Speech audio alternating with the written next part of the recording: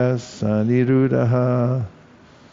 And in the Taitaru Upanishad 3.1, Yato va imani bhutani jayante, yena jatani jivanti, yat pravant yabis sam vishanti tad vijnanasva tad brahma. This was the answer given by Father Varuna when questioned by his son Varuni Brigu about the Absolute Truth. In this mantra, the word yata, the Absolute Truth from which the cosmic manifestations emanated, is in the ablative case. That Brahman by which this universal creation is maintained is in the instrumental case, jnana. And that Brahman into which the whole cosmic manifestation merges is in the locative case, yat or yasmin. It is stated in Srimad Bhagavatam 1.5.20, Idam hi vishvam bhagavan iveshvaro yato jagat sthani nirodha sambhava. The entire universal creation is contained in the gigantic form of the Supreme Personality of Godhead. Everything emanates from Him. Everything rests in His energy. And after annihilation, everything merges into His person. We'll just take a short break for some reflection or question. Yes, Prabhu. 1, 2.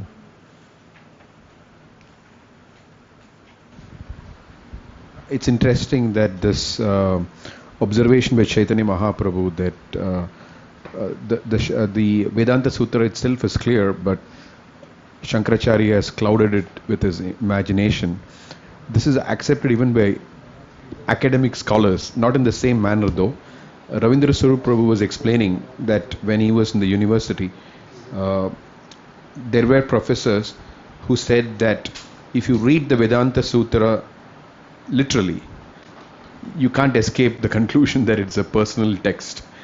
But they don't take that reading. They normally take the reading of Shankaracharya because that is considered, he is considered as not an authority, whatever. They have some comments by Shankaracharya. So even academic professors, they say that if you read it directly, then you can't avoid the conclusion that it's personal, the Vedanta Sutra.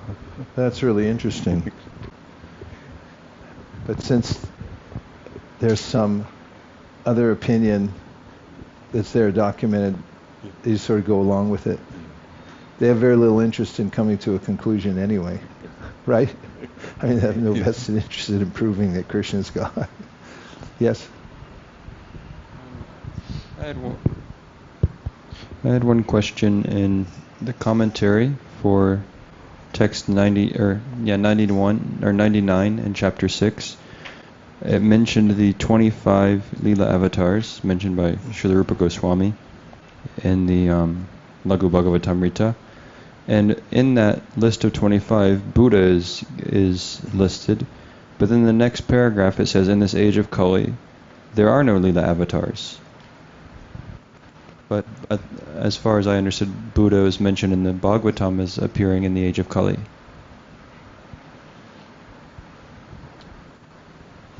I don't know, look in the Laghu Bhagavatamrita, because all the technical loose ends are tied up in there.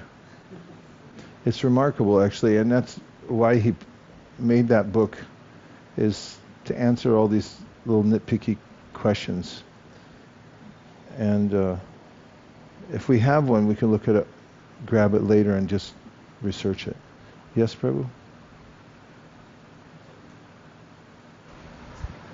I always enjoy when Prabhupada translates a same verse in two different places with slightly different word meanings. I noticed that in the Krishna Varnam verse, which is at 103 in the CC, where Astra his weapon was translated as the weapon of chanting Hare Krishna. And I looked at the Bhagavatam purport, and in there he said Jiva Goswami said Astra is his beauty, is his weapon. So I just like when there's different shades of meaning through the different translations. And that was one I noticed here. Yeah, very interesting. Yes, Prabhu.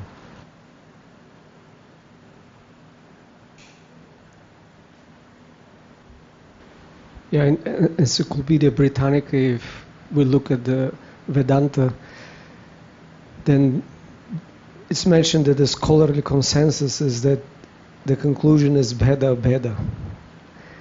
And those who are in the extremes are actually making interpretations, which they mentioned Shankara.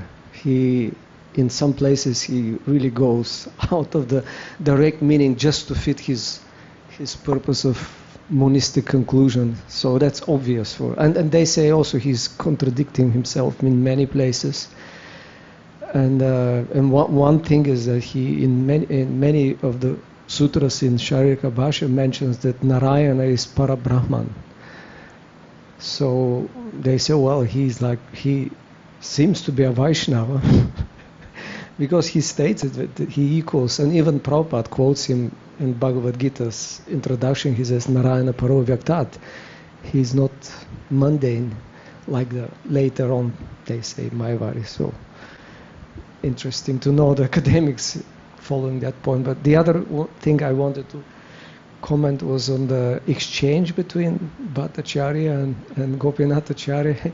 How, Gopinathacharya was quite aggressive and calling him, you're a dry philosopher like that. But Bhattacharya was at the end, okay, just call him and let's have Mahaprasad.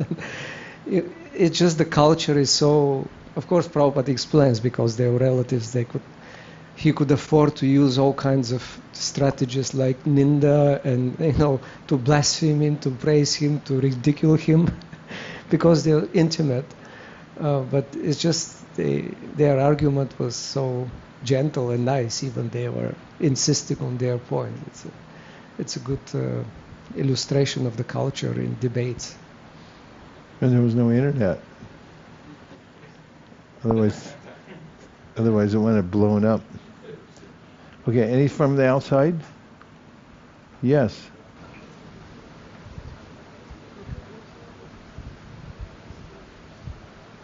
Hare Krishna, Guru Maharaj. Okay, hold on. There's a whole hubbub going on here. You want to sort anything out? Is there a technical problem? Huh? All good? The mystery of what's in there. It's killing me. Okay. Hare Krishna. Go ahead. Akshobhyatirtha, go ahead. So I'm part of this group on LinkedIn, which is like deep transformational coaching group. So we are a group of coaches, and the person who started is she reads the Gita, and she is very knowledgeable. So every time she posts, I rebut as well. She's from the Arsha Vidya, group, Saraswati group, mostly in South India.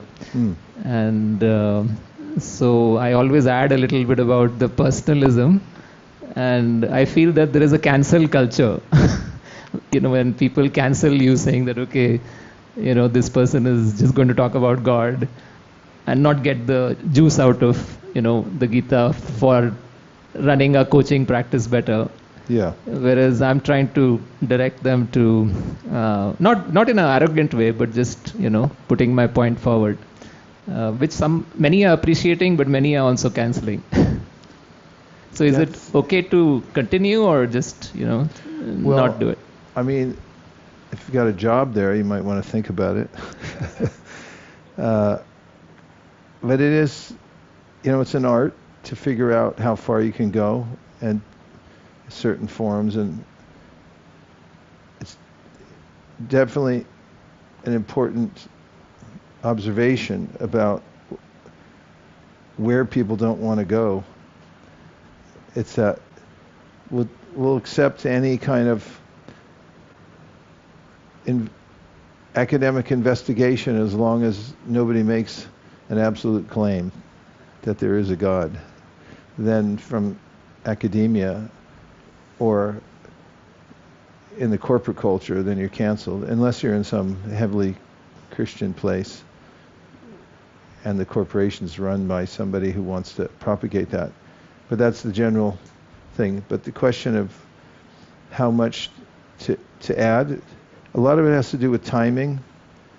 If you're relentless and you keep lobbing stuff in there and you keep getting canceled, after a while people might avoid you. But if you look for the places where, pick your battles, where it can really count and where there was an opening for you, that's what I would say. But I have to look at it to give a more definitive. But it's always a conundrum, like how far to go, where's that line? Because even in writing things, you can say anything about self-realization as long as you don't say that there is a God and he's a person. Even you could say there's a God as long as he remains impersonal, everybody's cool with it. But then everyone's allergic to this idea of sectarianism. And partly it's because of the history of the world and the way that people perceive the differences of religious processes and how everyone fights over it. But the other part is a naturally inborn sense of rejection of the idea of somebody who's superior to me and superior to everybody. It's like Prabhupada once said, people go into a room and there's obviously a difference between the stature of the people in the room. And then somebody starts the meeting and they say, okay, we're all in the room together, so we'll just consider we're all equal. And this is the tendency, people want to neutralize God also and just say, nobody should say anybody's better than anybody else and nobody's really the supreme controller. That's the aversion that people have to the Supreme Personality of Godhead. There was one more outside and then we're coming in. Yes. I have a question on verses 135 and 137. In the purport, Prabhupada cautions us and gives a warning of interpretation of the Shastras. And in Mangal Arati we have the 10 offenses, and it says to not give mundane interpretation on the holy names of the Lord, which kind of gives the message that you can give transcendental interpretations. The question was, can we give transcendental interpretations? Was that? Did you ask a question, or is it just a? Just a clarification. Okay, could you state it again in one sentence? I'm going to listen really carefully. Say it one more time. In 135 and 137, Prabhupada gives the caution of interpreting the Shastras, and the 10 offenses says we shouldn't give mundane interpretation on the holy names of the Lord, which indicates that we can give spiritual interpretation. He says you can give spiritual interpretation. Is that what you're saying? Yes. Is that Yeah, we'll correct? probably explain. A devotee asked Prabhupada what's the difference between mental speculation and spiritual, philosophical speculation. He said, if the conclusion is Krishna is the Supreme Personality of Godhead, then it's philosophical speculation. If it is that there is no God, or Krishna is not the Supreme Personality of Godhead, then it's mental speculation. So, one of the main points here in these three verses is Swata Praman. In any philosophical system, there has to be axiomatic truth. Otherwise, you have no place to stand. If you start to solve a mathematical problem, you have to solve for x, or whatever. You have to have a basis to start from. Otherwise, you get infinite regress and infinite deconstruction of everything you're talking about, and you have nowhere to go except for backwards, meaning that everything is up for interpretation. There has to be a place that's swata. It's automatically revealed. Just like the sun. You don't have to speculate where the sun came out. It's obvious. And so the Shastra reveals itself, and it's considered a Purusheya. It's the ultimate word in everything, the Vedic word. So that's what Caitanya Mahaprabhu is pointing out, that the Shankarites and others, they work around the direct meanings that are self-evident to try to prove something else, and that's mental speculation, and it's not helpful.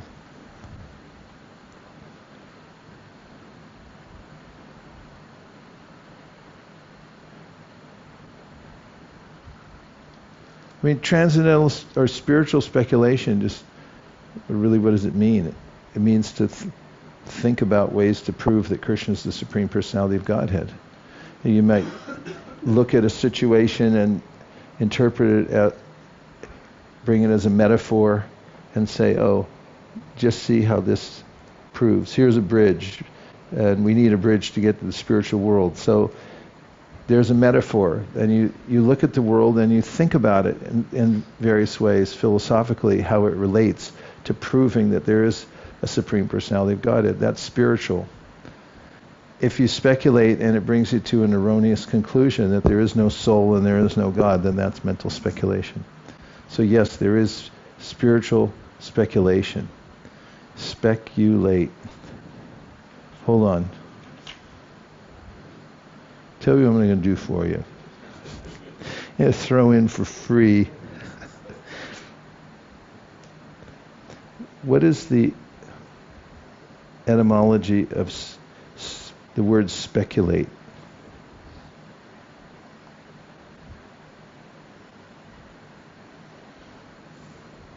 Has a fascinating history that traces back to Latin and is rooted in the idea of looking or observing.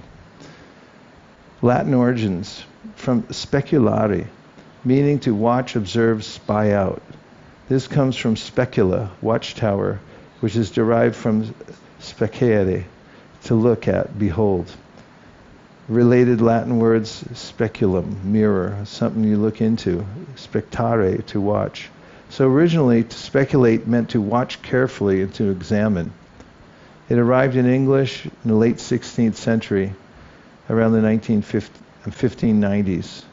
The early meaning was to observe, contemplate, reflect upon. 17th century, by that time it also became meant to theorize or make conjectures without firm evidence. That's where it changed. There's a financial sense to it too, which we won't go into. But if you just look at the raw meaning of it, it just means to be observant. So if you're spiritually observant, that's a good thing. And the pejorative sense of mental speculation means that you're just depending on your own mind for a conclusion. You don't go back to the Shastra that's self-evident. Okay? Thank you. I need a verbal yes. yes. Thank you. Okay, thank you. Prabhu? In the Christian tradition, the Christian scholars have been debating this concept of rational theology and revelational theology. So the rational theologians, they hold that you can use your rationality, rational thought, and come up with conclusions as long as they don't contradict the Bible and this thing. So, but the revelational theologians, they hold you can use your logic and reasoning, but you cannot come up with any new conclusions, even if it doesn't contradict. You can use your logic and reason only to support the already given conclusions. That we in our Gaudiya Vaishnavism, we follow that system where the conclusions are already given with acharyas. We can use our logic to support that conclusion. But if we use logic to come up with a conclusion, even if it doesn't contradict, still that is not considered as unless one is self-realized soul. But otherwise, that's not considered as bona fide. Yeah, it's helpful to understand in different realms they face the same logical issues that have to be resolved. And you have to have a system, and you work by the system in order to make progress. Otherwise, infinite regress and confusion. Epistemology. How do you prove what's real? How do you know what you're saying is accurate and reality? I was just going to add a couple references that came to mind in relation to the argument. We had the discussion on arguments previously, and this is one quotation from Adi 17:308. Anything transcendental to material nature is called inconceivable, whereas arguments are all mundane. Since mundane arguments cannot touch transcendental subject matters, one should not try to understand transcendental subjects through mundane arguments. And that's from the Mahabharata, Bhishma Parva, 522. And then there's another quote that also came to mind that is quoted in the Adi Lila, chapter 5, that matters inconceivable to a common man should not be a subject for argument, from the Skanda Purana. Thank you. Good citations. Anybody else in the... Yes, that looks like Vamshuli, if I'm not incorrect. Hare Krishna, Guru Maharaj. I want to bring into citation the verse by from Canto 7, Chapter 9, verse 20, spoken by Prahlad Maharaj, the Yasmin Yato Yarhi Yena Chayasya, and in connecting with how Yena and Yata, the causative, ablative aspects of the Lord, I see and I'm thinking that the Lord, the tattva of the Lord, that He is everything that's there, and then the devotee is seeing that not just from the theoretical perspective, but like Prahlad Maharaj actually saw Narasimhadev in the pillar, so he knew he's there even before he actually emerged from the pillar. Just considering these points, that although the theoreticians may think about different aspects of the Lord, they don't experience it, but the devotee experiences the Lord, and therefore his statement is affirmative. Hare Krishna. Thank you for quoting that verse, as it did match up with the various forms of speech. Yasmin yato yarhi yena cha yasma yata yadutara tapara parova bhava karoti vikaroti prataksvabhava sanchoditas tadakilam bhavatasvarupam. He's saying you're everything in all phases of time, in any way the form of language you want to explain it, it all comes back to Krishna. Whatever you have in your life. Can I have the harmonium? Now we have a lightning round of one realization you're taking away from the day. And it's not a Bhagavatam class, it's just one sentence. We don't have time for everybody, so we'll take the first 5 volunteers. Yes, 1, 2. We've got 2 in here. Go ahead, one sentence. There's many theories and there's many philosophies, and it has some truth in it because it comes from Krishna, which is the truth. Ooh, nice one. 2.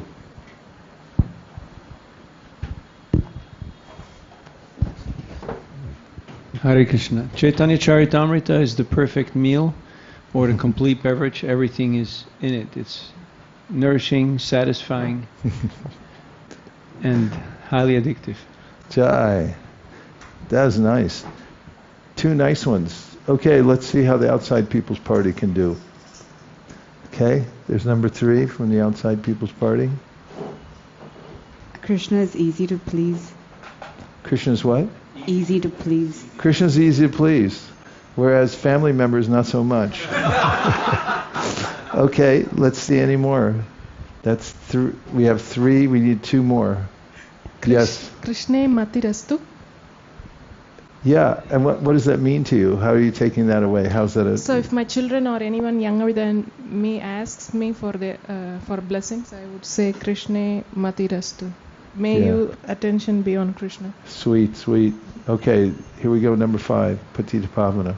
Any knowledge of Krishna is symptomatic of Krishna's mercy. Yeah.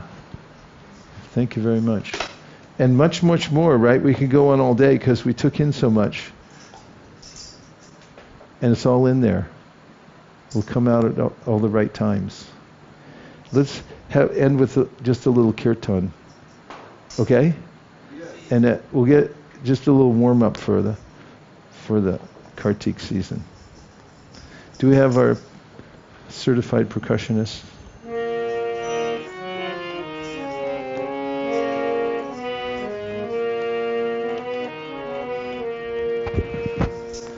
Hare Krishna, Hare Krishna,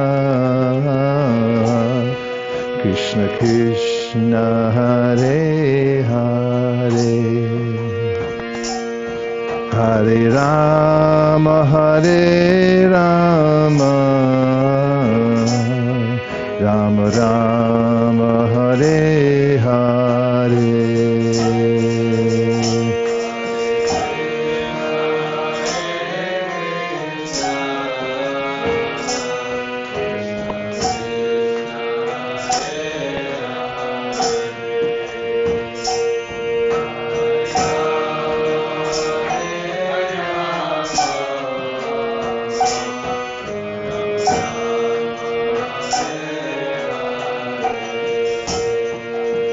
Hare Krishna, Hare Krishna,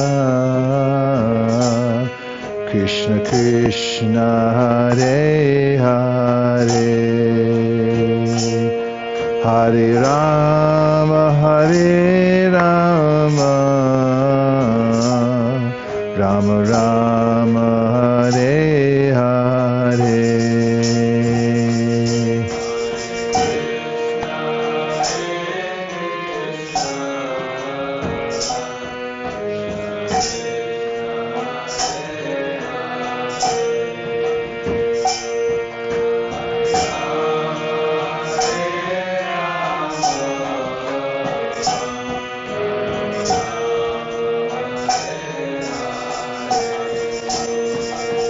Hare Krishna, Hare Krishna,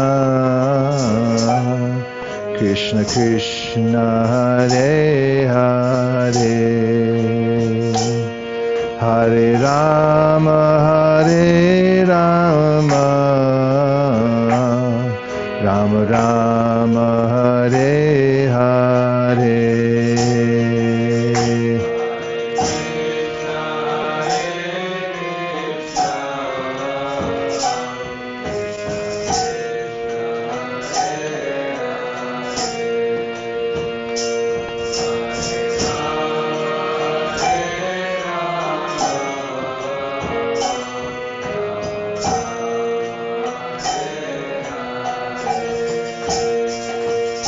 Hare Krishna, Hare Krishna,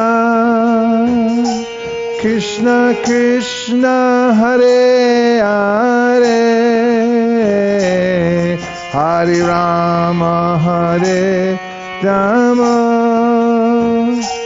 Rama Rama, Hare Hare.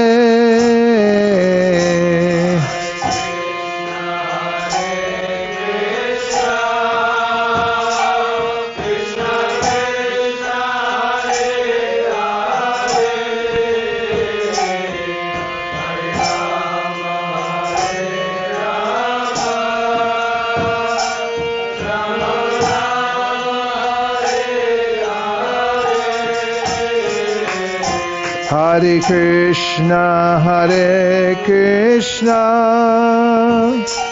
Krishna Krishna, Hare Hare, Hare Rama, Hare Rama, Rama Rama, Hare Hare.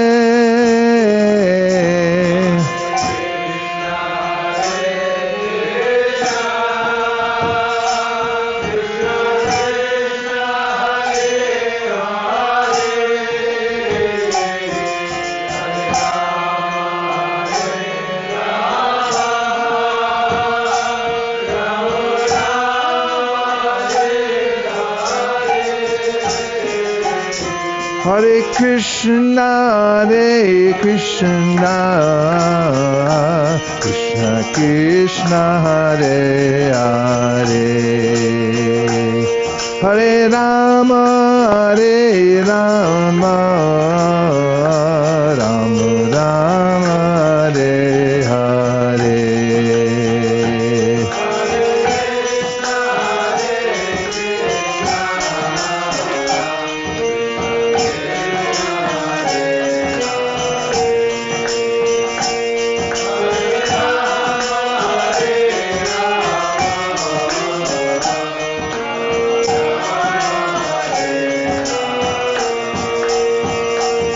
Hare Krishna, Krishna Krishna, Hare Hare, Hare Rama, Rama Rama, Hare Hare.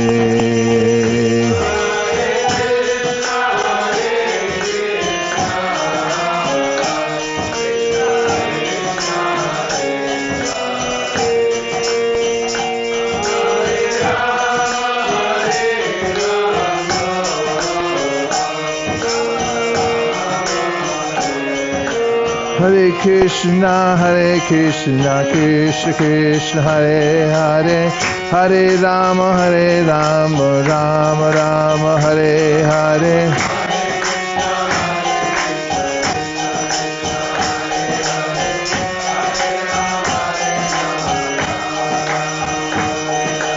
Hare Krishna, Krishna Krishna, Hare Hare, Hare Rama, Rama Rama, Hare Hare.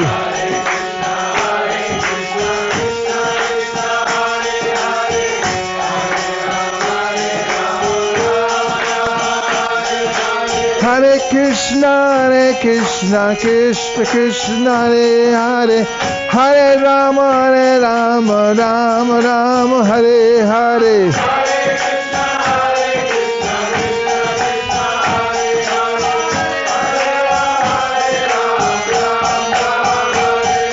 Hare Krishna, Krishna Krishna, Hare Hare, Hare Rama, Rama Rama, Hare Hare.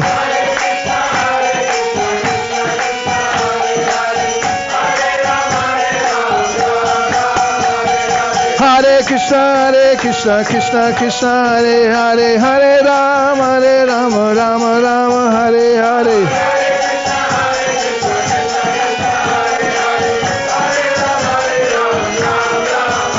Hare Krishna, Krishna Krishna, Hare Hare, Hare Rama, Rama Rama, Hare Hare.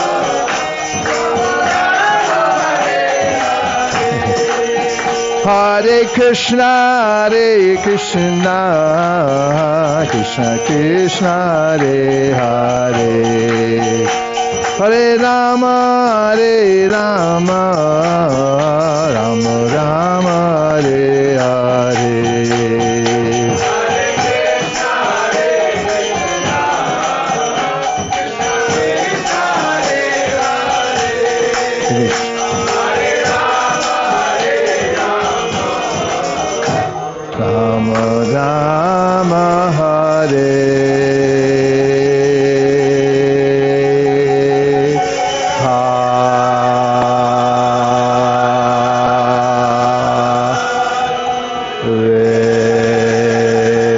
Gaur Premanande, Hare Krishna, Krishna Krishna, Hare Hare, Hare Rama, Rama Rama, Hare Hare.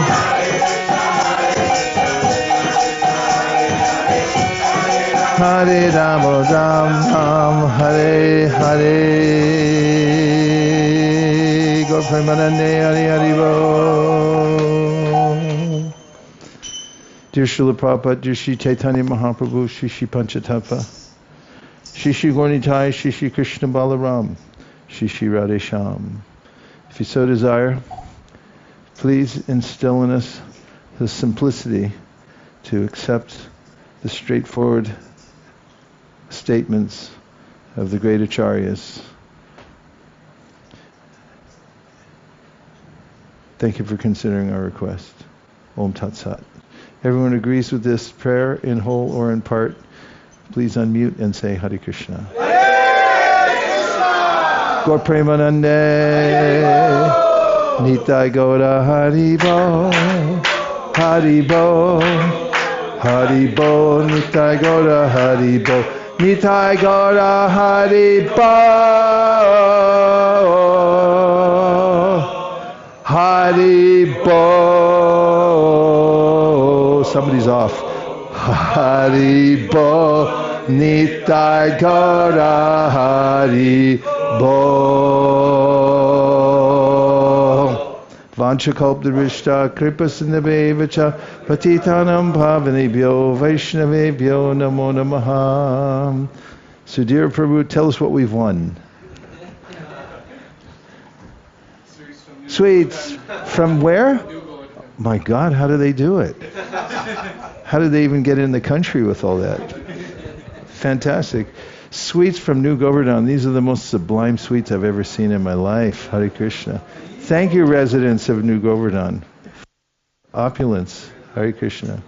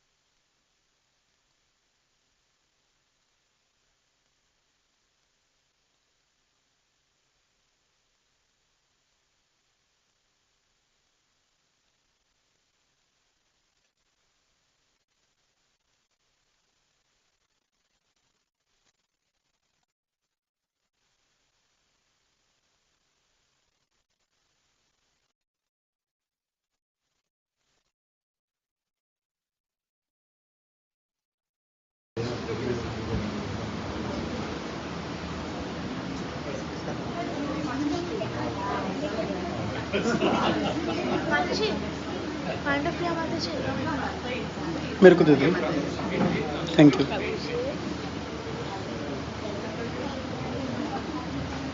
लाओ लाओ तेरे लिए नहीं उसके लिए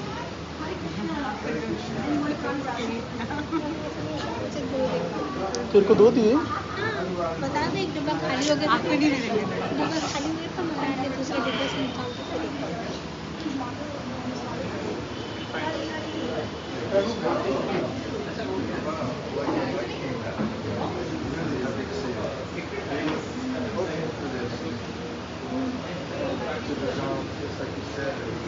sorry ma'am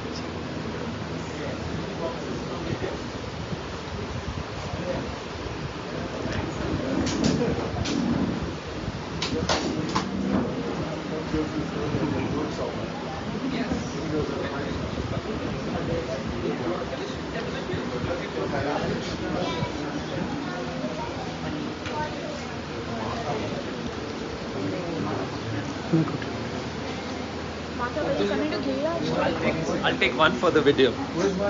You are not taking? क्यों? Sweet zero. Why so? मम्मा ने बोला है मतलब पहले तो मैंने आज से रसगुल्ला खा लिया और मैंने चॉकलेट चिप कुकी भी खा ली, पर मम्मा को अभी तक पता नहीं चला.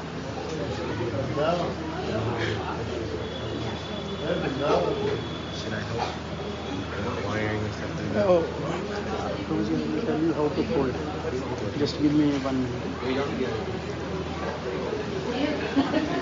माता जी उसको गुरु माँ के हाथ से तो गुरु महाराज के हाथ से तो स्वीट खाने दो, थोड़ा सा खाने दो.